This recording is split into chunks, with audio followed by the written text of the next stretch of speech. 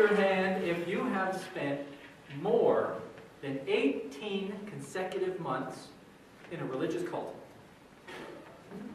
Define religious cult. I have no idea how to do that. But our next speaker has spent 2 years in a religious cult. Okay?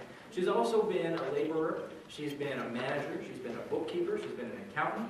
And in 1973, she came to the profound realization that there was more to life than this physical body that we carry around. And she's become an intuitive life coach. She's become a hypnotherapist. And today she's going to talk to us about recognizing our contribution in this world and liking what we see in the mirror. So here to present New Year, New You for Real is Moira Hutchinson.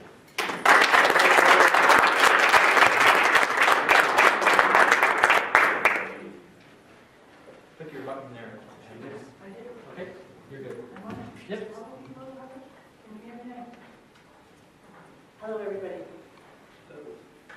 I loved your presentation, Maria, because I have a lot of that here, too. I was thinking, damn, why didn't I say no?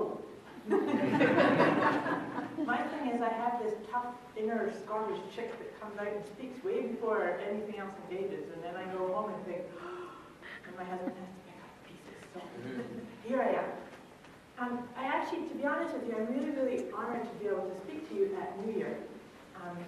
Being of Scottish heritage, New Year's is actually the biggest holiday to a Scot.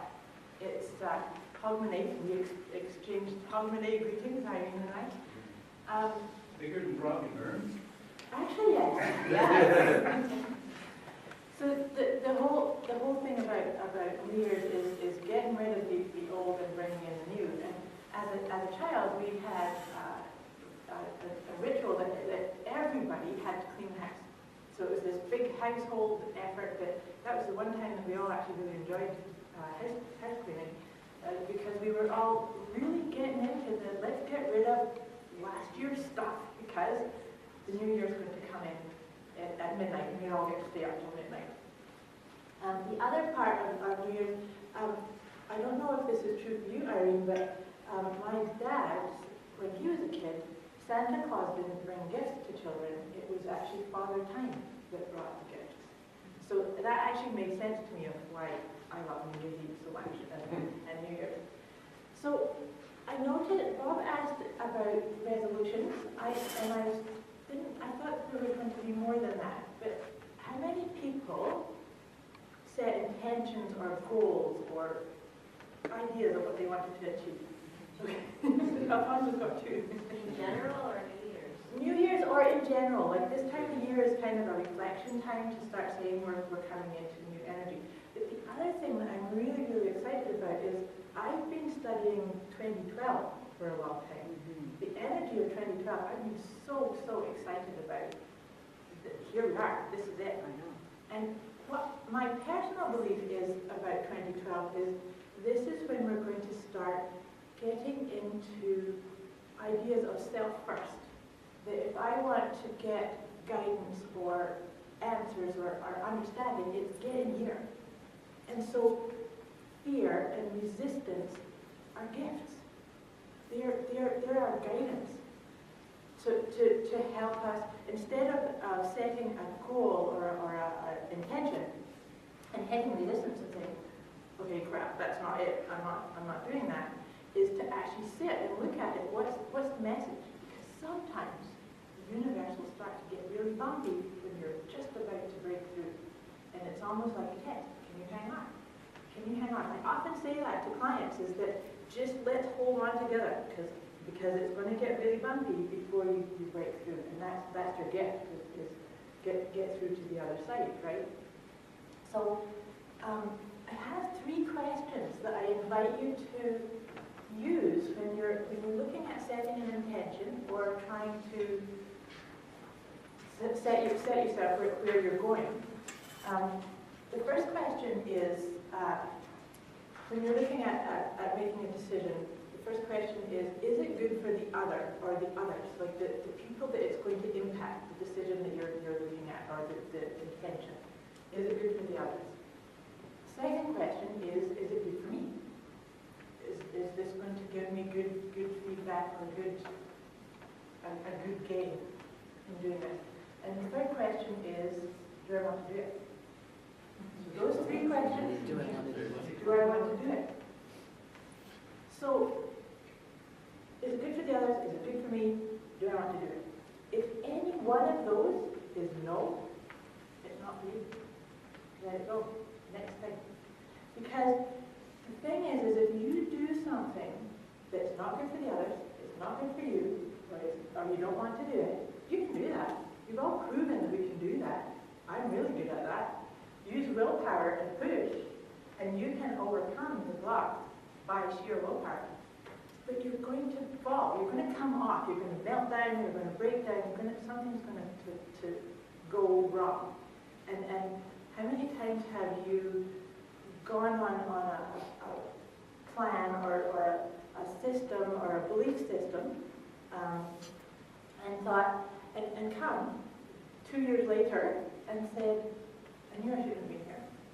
But you stuck it out because your head said, I can do it. Or in my case, the inner Scottish kid says, you can do this. Come on. So to use that as a tool to steer your way through goals that are right for you. And then, like I said, when you have goals or intentions, resistance does come up. And so it's an invitation to sit down with yourself and release the resistance. And so what I want to do is actually teach you a technique. There's handouts on your table for a technique that's called EFT. And has anybody heard of EFT? And oh, look at this. Cool, I don't have to do a lot of teaching here. So I gave you a diet, there's a little on the back of the there's a image of what the tapping points are. So we'll just run through it really quickly. Is there anybody here that does not know what EFT is? Okay. So EFT is a tapping technique that is designed it's tapping on different acupressure points, and we'll show you all the different points. But it's to release fears, resistance, phobias, addictions. Basically, we're going to start looking at this resistance that's coming up for people. And so what it is that even though you've got this resistance, you're going to say that you accept yourself. So that's what the first part. Actually, I didn't include the diagram of the karate chop. Karate chop is the point on your hand that you would hit if you hit through a plank of wood. And this is how we start an EFT sequence, is tapping on this point while we say what we call a setup phrase. So let's say, for instance, that we are looking at our resolution to exercise more. We want to have daily exercise in our routine. And we keep hitting resistance, reasons why we don't have time in the day, or we don't want to do it, or it's too cold, or can't go to the gym, that kind of stuff, right? So your setup phrase could be something like, even though I'm not finding time to exercise, I really love and accept myself. Even though I can't find time in the day to look after my physical body, I still love myself. And a lot of people, when I work with this, they can't say love themselves. So I'm not telling you have to say I love and accept myself, because a lot of the people I work with can't. And that's okay. So what I want you to do is whatever feels comfortable to you is I'm working on accepting myself. The mere fact that you're doing something like EFT is one step towards accepting who you are. So you could see that. In fact, I did have one client that said, in the middle of the sequence, she realized that by the fact that she was coming to me was saying that she was working on herself or feeling better about herself. So whatever feels right for you, this is although I'm teaching you a technique, you have to go and then integrate it into your life and use it how it feels best to you. So there are two ways to then, once you've done this setup, the points that you can see that on this diagram, they happen on either side of the body. So you can actually do them on both sides or one or the other. For myself, I'm right-handed, and I generally do just right-handed. So the first point is on the inside of your eye, and you tap continuously 5 to 10 times. You don't sit there and go 1, 2, 3, 4. It's just 5 to 10 times as you say the reminder phrase. So let's say I've just said this, the exercise. Then I'm going to say this exercise, or I can't exercise, 1.5 times for exercise, right? So like I said, inside, then the outside of the eye, underneath the eye, underneath the nose, cleft to the chin. And the collarbone points, I actually always do both. So I form my fingers in a C shape and tap both. The next point is underneath the arm, couple inches down where the brow line is. I know all the guys know where that is too. And the final point is the crown of the head. I use all my fingers and tap all the way around for that. And so, like I said, there's 2 ways of doing this circuit. I could do that exercise and then just do this exercise, this exercise, this exercise. Or, the part I really like about it is you can use it for a rant. Because you know how when we're focusing on being successful and achieving something, you want to put all your attention on your end goal or on the positive and tend to just discard the negative. What you realize is that with EFT you're actually releasing, and so if you want to rant about, damn it, I can't ever find time to exercise and what's wrong with me and everybody else gets to do it and this person's successful and I'm not, you're actually getting to have your voice to the resistance inside, and the fact that you're tapping is actually allowing it to release. Does that make sense? So that's what I'm saying, and it's really funny, I have to share this with you. I had a client, and she was really stuck in this relationship problem, and I was telling her, use EFT, like we're going to do it right here, and use it to do your rant. And you know, swear and do whatever you want to do, and let's let this go. So I couldn't believe what got unleashed. I'm going to be careful saying that from now on. So she was effing, blinding, and cursing and everything. But you can do that. And actually, it was actually a really, really profound shift for her, because she ended up laughing and saying it was all didn't matter, and she was totally fine with all of that.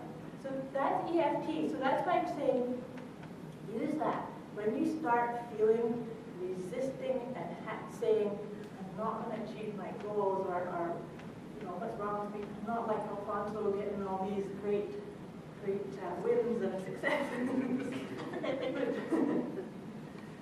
So does that help? Does that make sense? Cool. The other wee diagram that I provided you is this tool. This is what I call alignment with ease. Everything that I work with people is that I want to help you feel at ease. Life is not always easy, and we all do have to experience bumps in the road and traumas and rough times. But here's the thing, back to my example here of if I set an intention that I want to exercise more, I want to look after my physical body more, maybe I want to lose some weight. So then what I've done here is I want to help you realize that you need to look after the health of all 4 of your bodies. And by that I mean your physical body, your emotional body, your mental body, and your spiritual body. So this is I just did this diagram just as an example to give you an idea of what I'm talking about here. If I'm saying I want to lose weight and to exercise more, I'm going to really focus hard on this physical part, right? I'm going to start working out every day. I'm going to start watching what I eat. I'm going to watch the calories and things of that nature, right? So I'm really pushing on the physical. But here's the thing. If I'm not focusing on any of the emotional, mental, or spiritual aspects, it doesn't matter how much I deprive my body of food, how much I exercise. My alignment, this is what I'm talking about, is that my alignment is only as high as where I put the only work, right? So here, like that's why Bob's Bob's medications are brilliant because they help grow this. And so in my example, if I wanted to start really slimming down and feeling better about my body, in my example here, I'd have to meditate more. First of all, I'd have to meditate more, and I'd have to deal with what emotions are holding me back, and maybe what emotions are still stored in my own body image. And that way, then you can bring this whole thing up, and you'll start feeling more vibrant. Yes. I'm just curious why the limit, why this was shorter and this was longer. This is just for a graphic representation. This is not me saying this is how you are. I just did this for discussion's sake. Each one of you could actually take this and look at your own life and say, how much do you meditate? Well, maybe yours is lower or higher than that. How much are you aware of your own thinking process and taking command of what thoughts you think? Because something to mention about thoughts is I believe that we don't control the thoughts that we think. We have no control over what comes flying through our head. We do have control of the ones that we entertain and the ones that we allow to stay there. So techniques like EFT and using something like this helps you say, here's what I want to do. Here's the goal. But you know the little voice that says, no, you can't do that. No, you can't do that. You have to give it power in order for it to stay there. So that's why I'm saying that sometimes, and for myself, it is that sometimes it's time to just take an inventory. Sit down and say, well, what am I missing? I'm feeling bad. I remember one day getting up and saying, my husband asked me how I was doing. I said, I'm feeling cranky. It was a day that I had to just spend all by myself and sit and review, where am I? What needs do I have? And what have I neglected? So that's my alignment of ease. It's ease. That doesn't mean it's easy, but it's just staying the course. I have one more tool to share with you. This tool actually, it's just a real simple thing. It's actually from craniosacral therapy. That, when you're trying to work out something, you've got lots of stuff going on in your head, maybe you've got projects and you've got worries about money or at home or whatever.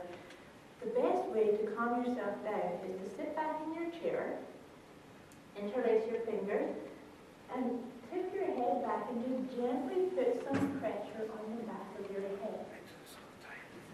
What this is doing is putting pressure on your parietal lobes.